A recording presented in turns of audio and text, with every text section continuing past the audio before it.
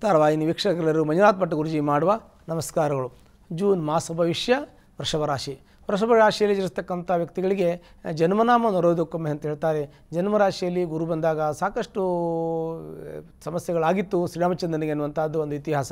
ಆ ಇತಿಹಾಸ ಆ ಕಾಲದಲ್ಲಿ ಆಗಿತ್ತು. ಆದರೆ ಈ ಕಾಲದಲ್ಲೂ ಅದನ್ನು ನಾವು ಯೋಚನೆ ಇಟ್ಟುಕೊಂಡು ಚಿಂತನೆ ಇಟ್ಟುಕೊಂಡು ನಂಬಿಕೆ ಇಟ್ಕೊಂಡು ಬಂದಿದ್ದೀವಿ. ಹಾಗಾಗಿ ಗುರು ಮೇಷರಾಶಿಯಲ್ಲಿ ಅಥವಾ ವೃಷಭ ರಾಶಿಯಲ್ಲಿ ಅಂತೇನಿಲ್ಲ, ಯಾವುದೇ ರಾಶಿಯಲ್ಲಿದ್ದರೂ ಕೂಡ ನಮ್ಮ 12 ರಾಶಿಗಳಲ್ಲಿ ಯಾವುದೇ ರಾಶಿಯಲ್ಲಿ ನಮ್ಮ ರಾಶಿಗೆ ಅಂತ ಬಂದಾಗ ನಾವು ಸ್ವಲ್ಪ ಜಾಗ್ರತೆ ವಹಿಸಬೇಕು. ಏನೆಲ್ಲ ಆಗ್ಬೋದು ಅಂದರೆ ಆವಾಗ ಕಷ್ಟ ಬರ್ತಕ್ಕಂಥದ್ದು, ಸಮಸ್ಯೆ ಬರ್ತಕ್ಕಂಥದ್ದು, ತೊಂದರೆ ಬರ್ತಕ್ಕಂತಹ ಸೂಚನೆಗಳಿರ್ತದೆ. ಹಾಗಾಗಿ ಭಾಳ ಜಾಗ್ರತೆ ವಹಿಸಬೇಕು. ಏನೆಲ್ಲ ತೊಂದರೆ ಬರುತ್ತೆ ಅಂತಂದರೆ ಗುರು ಕಾಂಚನ ಸನ್ನಿಭಂ, ಗುರು ಬುದ್ಧಿಭೂತಂ, ಗುರು ಧನಕ್ಕೆ ಕಾರಕನು, ಆರ್ಥಿಕ ಸಮಸ್ಯೆ ಬರುವ ಸಾಧ್ಯತೆಗಳಿರ್ತದೆ. ಬುದ್ಧಿಭೂತಂನ ಚಿಂತನೆಗಳೆಲ್ಲ ವ್ಯತ್ಯಾಸ ಆಗ್ತಕ್ಕಂಥದ್ದು, ನಿಮ್ಮ ಕಮಿಟ್ಮೆಂಟ್ ಎಲ್ಲ ಫೇಲ್ ಆಗ್ತಕ್ಕಂಥ ಒಂದು ಸಂದರ್ಭಗಳು ಕೂಡ ಕಂಡು ಬರ್ತದೆ. ಅದಾದಮೇಲೆ ಗುರುವ್ರ ಗೌರವ ನಿಮಗೆ ಎಲ್ಲೋ ಅಪಮಾನ ಆಗ್ತಕ್ಕಂಥದ್ದು, ಯಾವುದೇ ರೀತಿಯಲ್ಲಿ ನಿಮ್ಮ ಕೆಲಸದಲ್ಲಿ ನಿಮಗೆ ತೊಂದರೆ ಆಗ್ತಕ್ಕಂಥದ್ದು, ಅಡಚಣೆ ಆಗ್ತಕ್ಕಂಥದ್ದು, ಕಮಿಟ್ಮೆಂಟ್ ಫೇಲ್ ಆಗ್ತಕ್ಕಂಥದ್ದು, ಹೀಗೆ ನಾನಾ ವಿಧವಾಗಿರ್ತಕ್ಕಂಥ ನಿಮಗೆ ಅಡೆತಡೆಗಳು ಈ ಒಂದು ವೃಷಭ ರಾಶಿಯವರಿಗೆ ಕಂಡು ಬರ್ತದೆ.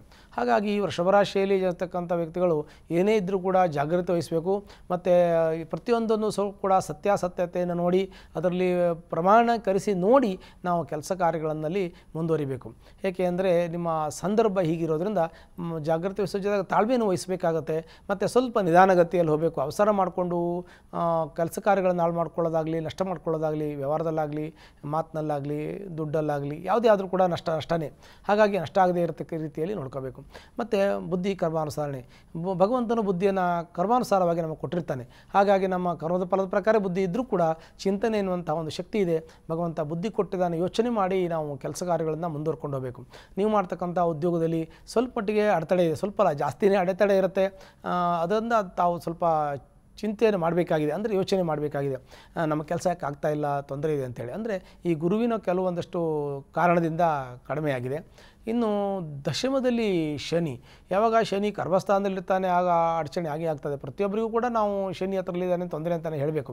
ಯಾಕೆಂದರೆ ಯಾವ ರಾಶಿ ಆದರೂ ಶನಿ ಹತ್ರರಲ್ಲಿ ಒಳ್ಳೆಗೆ ಮಾಡಲ್ಲ ಅನ್ನೋದಕ್ಕಿಂತ ಮುಂಚೆಯಾಗಿ ತೊಂದರೆಗಳು ಬರ್ತದೆ ಉದ್ಯೋಗದಲ್ಲಿ, ವರ್ತಿಸ್ತಾನ ಅದು. ಮತ್ತು ಯಾವುದೇ ಒಂದು ಉದ್ಯೋಗದಲ್ಲಿದ್ದರೂ ಕೂಡ ಅವ್ರು ಮಾಡೋ ಉದ್ಯೋಗದಲ್ಲಿ ತೊಂದರೆ ಬರೋ ಸಾಧ್ಯತೆ ಇರುತ್ತೆ ಈ ಒಂದು ವೃಷಭ ರಾಶಿಯವರಿಗೆ ಅಂತ ಹೇಳಬೇಕು. ಭಾಳ ಜಾಗ್ರತೆ ವಹಿಸಬೇಕು.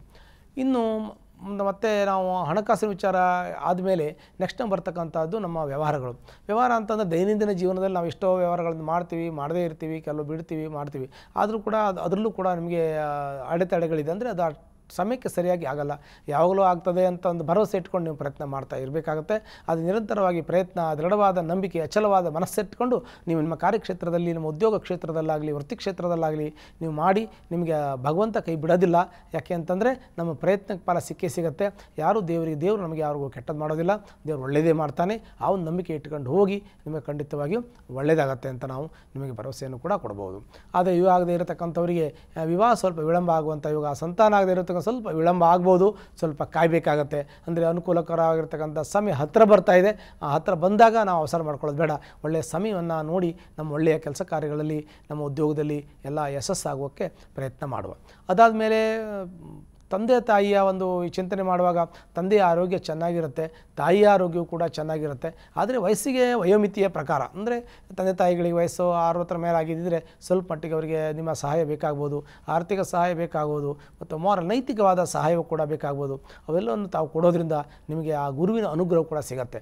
ತಂದೆ ತಾಯಿಯ ಅನುಗ್ರಹ ನಿಮಗಿದ್ದರೆ ಗುರುವಿನ ಅನುಗ್ರಹ ಇದ್ದಂಗೆ. ಅವರಿಗೆ ಯಾವುದೇ ಕೆಲಸಕ್ಕೆ ಹೋಗುವಾಗ ಅವ್ರು ಪ್ರಾರ್ಥನೆ ಮಾಡಿ ಅವರ ಪಾದ ಮುಟ್ಟಿ ನಮಸ್ಕಾರ ಮಾಡ್ಕೊಂಡು ಹೋಗಿ ಅವರ ಆಶೀರ್ವಾದ ಮನಸ್ಪೂರ್ವಕವಾಗಿ ನೀವು ಮಾಡಿದ್ರೆ ಖಂಡಿತವಾಗಿ ನಿಮ್ಗೆ ಒಳ್ಳೆಯದಾಗುತ್ತೆ. ಅವರ ಆಶೀರ್ವಾದ ಪಡಿಬೇಕು.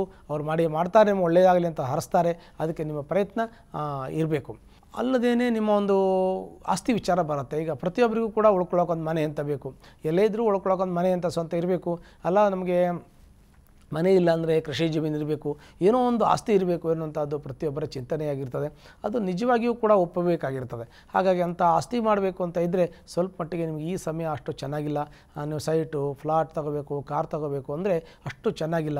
ಒಂದು ವೇಳೆ ನಿಮಗೆ ತೊಗೊಳ್ಳೇಬೇಕು ಅಂತ ಇದ್ದರೆ ನಿಮ್ಮ ಜಾತಕವನ್ನು ಪರಿಶೀಲನೆ ಮಾಡ್ಕೊಳ್ಳಿ. ಅದನ್ನು ಸಮಯ ನಿಮ್ಮ ಜಾತಕ ಚೆನ್ನಾಗಿದ್ದರೆ ಸ್ವಲ್ಪ ಮಟ್ಟಿಗೆ ನಿಮಗೆ ಅನುಕೂಲ ಆಗುವ ಸಾಧ್ಯತೆಗಳು ಕೂಡ ಇರುತ್ತೆ. ದಶಾಭುಕ್ತಿ ಚೆನ್ನಾಗಿದ್ದರೆ ಅಂಥ ಕಷ್ಟಗಳು ಪರಿಹಾರ ಆಗಿ ನಿಮಗೆ ಶುಭ ಫಲಗಳಿಗೂ ದೊರಕುತ್ತೆ ಅಂತಲೂ ಕೂಡ ಹೇಳ್ಬೋದು. ಹಾಗಾಗಿ ನಿಮಗೆ ತೊಂದರೆ ಇದೆ ಅಂತಂದರೆ ನಿಮ್ಮ ಜಾತಕ ಪರಿಶೀಲನೆ ಮಾಡ್ಕೊಳ್ಳಿ. ಜಾತಕದಲ್ಲಿ ಯೋಗಗಳಿದ್ದರೆ ಈ ತೊಂದರೆಗಳೆಲ್ಲ ತಾತ್ಕಾಲಿಕ ಇದ್ದು ಹೋಗುವಂಥ ಸಂದರ್ಭಗಳೇ ಹೆಚ್ಚಾಗಿರುತ್ತೆ. ಹಾಗಾಗಿ ನಿಮ್ಮ ಜಾತಕ ಭಾಳ ಮುಖ್ಯವಾದ ವಿಚಾರ. ದಾಂಪತ್ಯದಲ್ಲಿ ಸ್ವಲ್ಪ ಕಿರಿಕಿರಿ, ಮನಸ್ತಾಪ, ಅಸಮಾಧಾನ ಇದೆ. ಕುಳಿತು ಮಾತಾಡಿ, ಕೋರ್ಟು ಕಚೇರಿ ವ್ಯಾಜ್ಯ ಏನು ಬೇಡ, ಕೂತ್ಕೊಂಡು ಮಾತಾಡಿ ಏನಿದ್ರು ಸೆಟ್ಲ್ ಮಾಡ್ಕೊಳ್ಳೋದು ಒಳ್ಳೆಯದು. ಅಂದರೆ ಹೊಂದಾಣಿಕೆ ಮಾಡ್ಕೊಂಡು ಹೋಗ್ಬೋದು. ಇಲ್ಲ ನಿಮಗೆ ಇಬ್ಬರಿಗೂ ಬೇಡ ಅಂತಂದರೆ ಆ ವಿಚಾರ ಬೇರೆ ಇರ್ತದೆ. ಆಗ ಅದಕ್ಕೆ ನಿಮ್ಮ ನಿರ್ಧಾರವನ್ನು ಮನೆಯಲ್ಲಿ ಗುರುಗಳಿರ್ತಾರೆ, ಹಿರಿಯರಿರ್ತಾರೆ, ಪ್ರಾಜ್ಞರಿರ್ತಾರೆ, ಅನುಭವ ಇರೋರು, ತಿಳಿದವರು ಇರ್ತಾರೆ. ಜನರ ಹತ್ರ ಸಹಕಾರ ಸಲಹೆ ತಗೊಂಡು ತಾವು ಮುಂದೆ ಹೋಗೋದ್ರಿಂದ ನಿಮ್ಮ ಅನುಕೂಲವೂ ಕೂಡ ಆಗುತ್ತೆ. ಇನ್ನು ಉದ್ಯೋಗ ಕ್ಷೇತ್ರದಲ್ಲಿ ತೊಂದರೆ ಇದೆ ಅಂತ ಹೇಳಿದ್ರೆ ದಶಮದಲ್ಲಿ ಶನಿ ಸ್ವಲ್ಪ ತೊಂದರೆ ಕೊಡ್ತಾನೆ. ಸ್ವಲ್ಪ ತಾಳ್ಮೆಯಿಂದ ಇರೋದು ಭಾಳ ಮುಖ್ಯ. ಪಂಚಮದಲ್ಲಿರತಕ್ಕಂಥ ಕೇತು ಮನೆಯಲ್ಲಿ ಸ್ವಲ್ಪ ನಿಮಗೆ ಕಿರಿಕಿರಿ, ಮನಸ್ತಾಪ, ಅಸಮಾಧಾನ, ಜಗಳ ಎಲ್ಲ ತರ್ತಾನೆ. ಮನೆಯಲ್ಲಿ ಜಗಳ ಆಗುತ್ತೆ, ಗಲಾಟೆ ಆಗುತ್ತೆ, ಮನಸ್ತಾಪ ಆಗುತ್ತೆ. ಒಬ್ಬರು ಮಾತುಗೊಬ್ಬರು ಬೆಳ್ಕೊಂಡು ಮಾತು ಬೆಳೆದು ದೊಡ್ಡದಾಗಿರ್ತಕ್ಕಂಥ ಒಂದು ಸಣ್ಣ ವಿಚಾರಕ್ಕೆ ದೊಡ್ಡದಾಗಿರ್ತಕ್ಕಂಥ ವಿಚಾರಗಳೇ ಬೆಳೆದು ಬರ್ತದೆ. ಅದಕ್ಕೆ ಸ್ವಲ್ಪ ಯೋಚನೆ ಮಾಡಬೇಕು. ಯಾಕೆಂದರೆ ಇಂಥ ಸಣ್ಣ ವಿಚಾರಗಳು ದೊಡ್ಡದಾಗಿ ಬೆಳೆಸ್ಕೊಂಡು ಹೋದರೆ ದೊಡ್ಡ ವಿಚಾರಗಳನ್ನು ನಾವಲ್ಲಿ ಏನು ಮಾಡಬೇಕು ಎನ್ನುವಂಥ ಚಿಂತನೆ ಬರುತ್ತೆ. ಆಗ ಸಣ್ಣ ವಿಚಾರನ ಸಣ್ಣದಾಗಿ ಹೇಳಬೇಕು, ದೊಡ್ಡ ವಿಚಾರ ದೊಡ್ಡದಾಗಿ ಹೇಳಬೇಕು. ಯಾವುದನ್ನು ಬೆಳೆಸೋಕೆ ಹೋಗಬಾರ್ದು. ಬೆಳೆಸೋಟ್ಟು ದೊಡ್ಡ ಆಗ್ತಾ ಹೋಗ್ತದೆ. ಅದಕ್ಕೆ ನಾವು ಹೇಳ್ತಾ ಇರೋದು ಏನು ಅಂತಂದರೆ ಒಂದು ಮಾತಲ್ಲಿ ಮುಗಿಸ್ಕೊಳ್ಳೋದು ಮತ್ತು ಬೆಳೆಸದೇ ಇರೋದು, ಸ್ವಲ್ಪ ತಾಳ್ಮೆ ವಹಿಸೋದು ಮತ್ತು ಆರ್ಗ್ಯುಮೆಂಟ್ ಮಾಡದೇ ಇರೋದು ಭಾಳ ಒಳ್ಳೆಯದು ಅಂತ ನಾವು ತಮಗೆ ಮಾಹಿತಿಯನ್ನು ಕೂಡ ನಾವು ಕೊಡ್ಬೋದು. ಮತ್ತು ಇನ್ನು ರಾಹು ಏಕಾದಶಿಯಲ್ಲಿದ್ದಾನೆ. 11ರಲ್ಲಿ ರಾಹು ಇರೋದ್ರಿಂದ ನಿಮಗೆ ಇನ್ನೊಂದು ಅನುಕೂಲ ಅಂತ ಹೇಳಬೇಕು. ಹೊರದೇಶ ಪ್ರಯಾಣ ಮಾಡುವಂಥ ಯೋಗ ಇದೆ. ನಿಮ್ಮ ಮಕ್ಕಳು ಕೂಡ ವಿದ್ಯಾವಂತರು, ಬುದ್ಧಿವಂತರಾಗ್ತಾರೆ, ಜ್ಞಾನವಂತರಾಗ್ತಾರೆ. ಅವರು ಕೂಡ ಹೊರದೇಶಕ್ಕೆ ಹೋಗಿ ಓದುವಂಥದ್ದು ಯೋಗ ಇದೆ. ಅಂದರೆ ಮೆಡಿಕಲ್, ಇಂಜಿನಿಯರಿಂಗ್ ಏನೋ ಒಂದು ಮಾಡಬೇಕು ಅಂತಂದರೆ ನೀವು ಹೊರದೇಶಕ್ಕೆ ಹೋಗಿ ಓದುವಂಥ ಯೋಗ ಇದೆ. ನೀವು ಹೊರದೇಶ ಪ್ರಯಾಣ ಮಾಡುವಂಥ ಯೋಗವೂ ಕೂಡ ಇದೆ. ಆದರೆ ದುಡ್ಡು ಖರ್ಚಾಗೋ ಯೋಗ ಜಾಸ್ತಿ ಇದೆ. ಕೈಯಲ್ಲಿ ದುಡ್ಡು ನಿಲ್ಲೋದಿಲ್ಲ. ಎಷ್ಟೇ ದುಡ್ಡಿದ್ರೂ ಕೂಡ ದುಡ್ಡು ನಿಲ್ಲೋದಿಲ್ಲ. ಕೈಯಲ್ಲಿ ದುಡ್ಡು ಖಾಲಿ ಆಗುತ್ತೆ ಅಂತ ಅನಿಸ್ತದೆ. ಮತ್ತು ವ್ರತ ತಿರುಗಾಟ, ಅನಾವಶ್ಯಕ ತಿರುಗಾಟಗಳು ಕೂಡ ಜಾಸ್ತಿ ಆಗ್ತಾ ಇದೆ. ಅವೆಲ್ಲವನ್ನು ಕಂಟ್ರೋಲ್ ಇಟ್ಕೊಂಡು ನಿಮ್ಮ ಅನುಕೂಲವನ್ನು ನೋಡಿ. ಮತ್ತು ಉದ್ಯೋಗ ಮಾಡ್ತಕ್ಕಂಥ ವ್ಯಕ್ತಿಗಳಿಗೆ ಸ್ವಲ್ಪ ಮಟ್ಟಿಗೆ ಅನುಕೂಲ ಇದೆ. ಇನ್ನು ಕೆಲವು ವೃತ್ತಿ ಮಾಡೋರಿಗೆ ಸ್ವಲ್ಪ ಮಟ್ಟಿಗೆ ಅನುಕೂಲ ಇದೆ ಅಂತ ಹೇಳಬೇಕು. ಇನ್ನು ಇನ್ವೆಸ್ಟ್ಮೆಂಟು ಇದು ಮಾಡ್ಕೊಂಡವರಿಗೆ ಸ್ವಲ್ಪ ಅನಾನುಕೂಲ ಇದೆ. ಕೆಲವು ಫೈನಾನ್ಸ್ ಮಾಡೋರಿಗೆ ಸ್ವಲ್ಪ ಅನಾನುಕೂಲ ಇದೆ. ವಿದ್ಯಾರ್ಥಿಗಳಿಗೆ, ಅಧ್ಯಾಪಕರಿಗೆ, ನ್ಯಾಯವಾದಿಗಳಿಗೆಲ್ಲ ಸ್ವಲ್ಪ ಅನುಕೂಲ ಇದೆ. ಇನ್ನು ಸಿನಿಮಾ ಇಂಡಸ್ಟ್ರಿಯಲ್ಲಿ ಕೆಲಸ ಮಾಡ್ತಕ್ಕಂಥ ವ್ಯಕ್ತಿಗಳು, ಯಾವುದೇ ಚಾನಲಲ್ಲಿ ಕೆಲಸ ಮಾಡ್ತಕ್ಕಂಥವ್ರು, ಅವರಿಗೆಲ್ಲ ಸ್ವಲ್ಪ ಅನುಕೂಲ ಇದೆ. ಒಂದು ವೃಷಭರಾಶಿ ಅಂತ ನಾವು ಹೇಳಬೇಕು. ಆದರೂ ಕೂಡ ನಮ್ಮ ಜಾಗ್ರತೆಯನ್ನು ಬಿಟ್ಟು ನಾವೇನು ಮಾಡಲಿಕ್ಕಾಗಲ್ಲ. ನಮ್ಮ ಜಾಗ್ರತೆ, ನಮ್ಮ ಯೋಚನೆ, ನಾವು ಮಾಡ್ತಕ್ಕಂಥ ಕೆಲಸಕ್ಕೆ ಹೆಚ್ಚು ಕಾನ್ಸಂಟ್ರೇಟ್ ಮಾಡಿ ಅದ್ರ ಬಗ್ಗೆ ಯೋಚನೆ ಮಾಡಿಕೊಂಡು ತಮ್ಮ ಕಾರ್ಯಕ್ಷೇತ್ರದಲ್ಲಿ ಮುಂದೋಗೋದು. ಮತ್ತು ಆರ್ಥಿಕ ಸ್ಥಿತಿ ಅಂತಂದರೆ ಅನಾನುಕೂಲ ಆಗೋದಕ್ಕೆ ಕೆಲವೊಂದಷ್ಟು ಕಾರಣ ಆಗ್ತದೆ. ನಾವು ಸಾಲ ಕೊಟ್ಟಿರೋದು, ಸ್ಯೂರಿಟಿ ಹಾಕೋರೋದು, ಇದು ಕೆಲವು ಕಾರಣ ಆಗ್ತದೆ. ಆ ಥರದ್ದೆಲ್ಲ ಮಾಡೋಕ್ಕೆ ಹೋಗಬಾರ್ದು. ಸ್ಯೂರಿಟಿ ಕೊಡೋದು, ಸಾಲ ಕೊಡೋದು, ಸ್ಯೂರಿಟಿ ಹಾಕೋದು, ಯಾರಿಗಾರು ಗ್ಯಾರಂಟಿ ಕೊಡೋದು, ಯಾರಿಗಾರು ಬ್ಲ್ಯಾಂಕ್ ಚೆಕ್ ಕೊಡೋದು, ಈ ಥರ ಎಲ್ಲ ಮಾಡಿದ್ರೆ ತೊಂದರೆ ಆಗೋ ಸಾಧ್ಯತೆ ಇದೆ. ಹಾಗಾಗಿ ಅದನ್ನೆಲ್ಲ ಮಾಡಬಾರ್ದು. ನಿಮಗೆ ನಿಮ್ಮ ಜೀವನಕ್ಕೆ, ನಿಮ್ಮ ಉದ್ಯೋಗಕ್ಕೆ ಏನು ಬೇಕು, ನಿಮ್ಮ ಕುಟುಂಬಕ್ಕೆ ಏನು ಬೇಕು, ಅನಾವಶ್ಯಕವಾಗಿ ಯಾವುದು ಖರ್ಚು ಮಾಡೋಕ್ಕೆ ಹೋಗಬೇಡಿ. ಅವಶ್ಯಕತೆಗೆ ಬೇಕಾದಷ್ಟು ನೀವು ಮಾಡ್ಕೊಳ್ಳಿ. ನೀವು ನಿಮ್ಮ ಮನೆಯ ಕುಟುಂಬ ಅಗತ್ಯ ಇಷ್ಟಿದಷ್ಟು ಕನಿಷ್ಠ ಪ್ರಮಾಣದಲ್ಲಿ ಪ್ರತಿಯೊಂದು ಜೀವನ ಮಾಡಿದ್ರೆ ನಿಮಗೆ ಈ ಒಂದು ಸಂದರ್ಭಗಳಿಂದ ನೀವು ಪಾರಾಗ್ಬೋದು. ಎಲ್ಲ ಸಮಸ್ಯೆಗಳು ನಿಮಗೆ ಪಾರಾಗಕ್ಕೆ ಅವಕಾಶ ಇದೆ. ಹೀಗೆ ವೃಷಭರಾಶಿಯಲ್ಲಿ ಇರತಕ್ಕಂಥ ವ್ಯಕ್ತಿಗಳು ಸಾಮಾನ್ಯ ಮಧ್ಯಮ ಫಲ ಅಂತ ಹೇಳಬೇಕು. ಹಾಗಾಗಿ ಒಂದು ವೇಳೆ ತೊಂದರೆಯಲ್ಲಿರ್ತಕ್ಕಂಥವ್ರು ಯಾರಾದರೂ ಇದ್ದರೆ ಅವ್ರ ಹತ್ತಲಿರ್ತಕ್ಕಂಥ ಅಮ್ಮನವರ ದೇವಸ್ಥಾನಕ್ಕೆ ಹೋಗಿ ಶುಕ್ರವಾರ ದಿವಸ ಕುಂಕುಮಾರ್ಚನೆ ಮಾಡೋದ್ರಿಂದ ನಿಮ್ಮ ಕಷ್ಟ ನಷ್ಟ ದುಃಖ ಎಲ್ಲವೂ ಕೂಡ ಪರಿಹಾರ ಆಗುತ್ತೆ. ಶುಭವಾಗಲಿ. ಅನುಕ್ಷಣದ ಸುದ್ದಿಗಳಿಗಾಗಿ ವಿಸ್ತಾರ ನ್ಯೂಸ್ ಯೂಟ್ಯೂಬ್ ಚಾನೆಲ್ ಸಬ್ಸ್ಕ್ರೈಬ್ ಮಾಡಿ. ಹೊಸ ಸುದ್ದಿಗಳ ನೋಟಿಫಿಕೇಶನ್ಗಾಗಿ ಬೆಲ್ ಐಕಾನ್ ಕ್ಲಿಕ್ ಮಾಡಿ. ಲೇಟೆಸ್ಟ್ ಅಪ್ಡೇಟ್ಸ್ಗಾಗಿ www.vistaranews.com ವೆಬ್ಸೈಟ್ಗೆ ವಿಸಿಟ್ ಮಾಡಿ. ಅಂಗೈಯಲ್ಲೇ ಜಗತ್ತಿನ ಸುದ್ದಿ ತಿಳಿಯಲು ವಿಸ್ತಾರ ನ್ಯೂಸ್ ಕನ್ನಡ ಆಪ್ ಡೌನ್ಲೋಡ್ ಮಾಡಿ.